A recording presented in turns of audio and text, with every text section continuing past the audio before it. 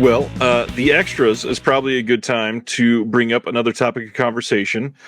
When we posted about the conversation tonight, we posted that we were going to be going over the announcements, 1971 in film, and then sort of a special announcement. And for this special announcement, we actually have another friend that we're going to bring on, Dr. Will Dodson.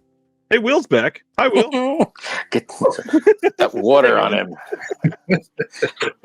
Will has been hanging out in the rafters waiting to talk about this. What's up, Doc?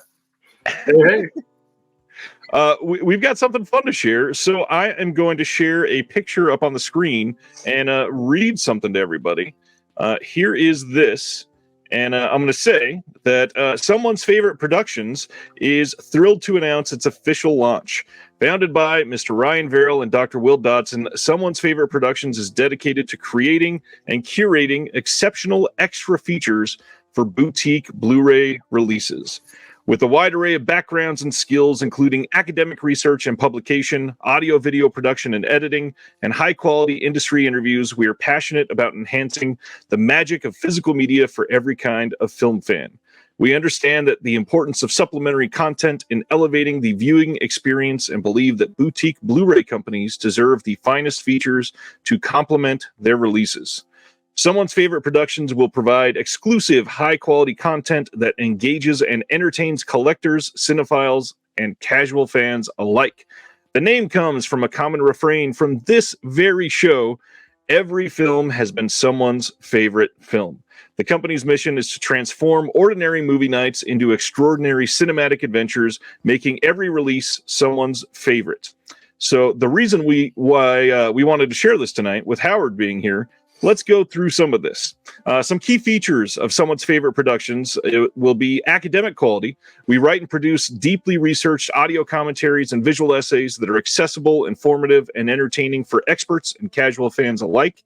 Customized features, like Someone's Favorite Productions will work closely with boutique Blu-ray companies to tailor-make features that explore each film's themes, artistic visions, production histories, and fandoms, and create immersive viewing experiences. And this is the real reason for Howard here, is diverse talent. In addition to the film expertise of Dr. Dodson and Mr. Verrill, Someone's Favorite features a collaborative stable of contributors whose individual backgrounds and talents can be matched with specific projects. Confirmed talent include writer and director Howard S. Berger, writer and host of the Unsung Horrors podcast Erica Schultz, and writer, director, festival programmer, and podcast host Billy Ray Bruton. We will also provide exclusive interviews with filmmakers, actors, and industry experts that provide viewers with insight into the creative process, production, and distribution histories, and behind-the-scenes anecdotes. Someone's Favorite Productions is currently in talks with several boutique Blu-ray companies and will announce its first features in the coming weeks. I've been sprinkling out some information about the things that I've been editing over the last couple of weeks, and that is the first insight into what we've been doing. But there is another wing to this. Beyond special features made for discs, Someone's Favorite Productions will offer multiple production services, including brand consulting, social media management, and digital platforms to showcase films and releases. The inaugural platform will be a podcast hosted by me. And let me bring up another picture on here, because this is such a neat picture, and I love that we're going to do this. The first podcast will be Cine Trauma, hosted by myself and Howard S. Berger. This is such an exciting thing, and I can't wait to do it. Cine Trauma will showcase interviews that discuss how a film or films have helped shape individuals' emotional lives. Once this podcast is launched, it will be accompanied by a network of varied podcasts about film and film collecting. More details to come in the near future. And that is that. Well, that I'm looking forward to, because everything I love now as an adult that I saw in 1971 was because I was emotionally destroyed by all these films. And I think it's a, what do I always say? What breaks you makes you. So it's like, I really think this is going to be a very interesting exploration, especially when we get guests in here. I think that's, you're really going to find out what, where someone comes from, That's great. I'm looking forward to it. Thank you, Carol. My first conversation with Howard went and posted on Facebook right after that the interview was like the best therapy possible. And ever since then, we have been talking so much and eager to share this with everybody. Before we let Will go, Will, you want to share anything about this or any thoughts? What am I allowed to say? You know what you're allowed to say. Well, I can say that we have recorded commentaries for the entire filmography of Steven Spielberg.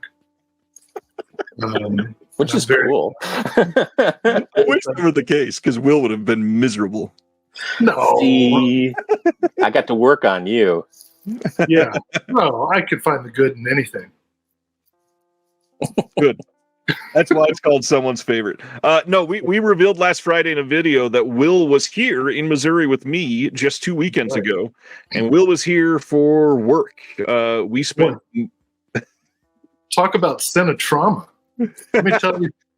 Let me tell the audience what happened. Should I do it? All right. Yeah. So either that, or you could use it as a lead-in to say we're going to talk about it in the first week of October. No, give him give it a little treat. Well, I don't. Is someone going to sue you? I'll say this. I've never had any reason to go to Missouri. And and so on my first trip, I get into this aeroplane, and we get about 30,000 feet in the air, and we're about halfway there, and all of a sudden I heard this sound like metal on metal. I was like, oh, that's not good. And then I smelled this smell like burning metal. I was like, that's really not good. And then I heard, well, I didn't really hear it, but I saw this orange flash. And I looked out the window and saw an engine had exploded. Like, that's definitely not good. And then I saw all the flight attendants go really fast up the aisle. And I was like, that's definitely. And then you look out the window and all of them are like they're on the wing holding, taping. Pretty much. I've never felt more like William Shatner in my life. Oh my thankfully, God. I'm glad you're here. Yeah, as you can tell, this is not a seance. I did make it. We eventually got there, and yes, we spent the weekend doing a lot of work, and I was a diva. I can say that. Total diva. I discovered levels of divaness in myself that I did not know I had, and I knew I had some. So we'll give more details when we're able to, but I have to say it was an enjoyable time. For the most part, I mean, Jeremy was there. But other than that, it was great. So I really enjoyed it. So happy to be a part of this venture. And I hope that everyone listening recognizes what I'm sure they already know, that Ryan is a great connector. As the name attests, and he's pulled together an unbelievable group of people and me. I am thrilled. Give him his fish now.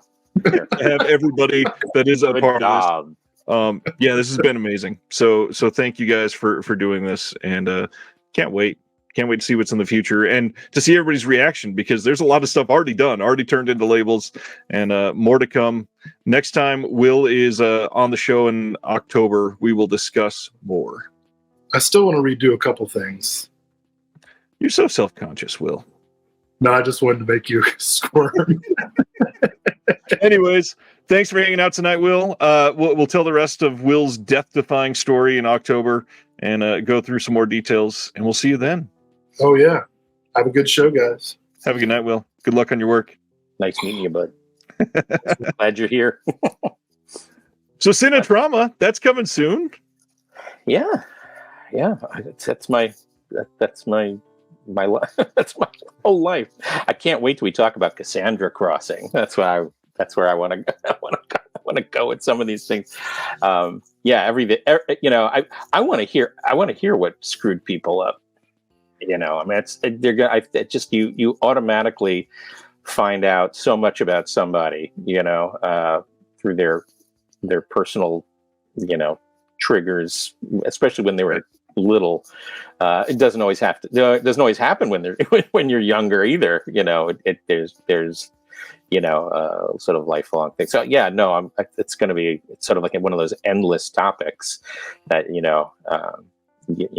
talk to some people and you go, "What's your favorite movies?" And they go, you're going to ask me, and I'm just going to tell you all the horrors that I experienced before I even skinned a knee. Right. It's like I didn't even know what that was, and but some of these movies for a good few years, for me, I couldn't even utter their title without like Cassandra Crossing was one of them. I was just so a series of traumatic experiences in that, and I definitely came out the other side. And now of course I'll defend the film to the death. That movie, a good man.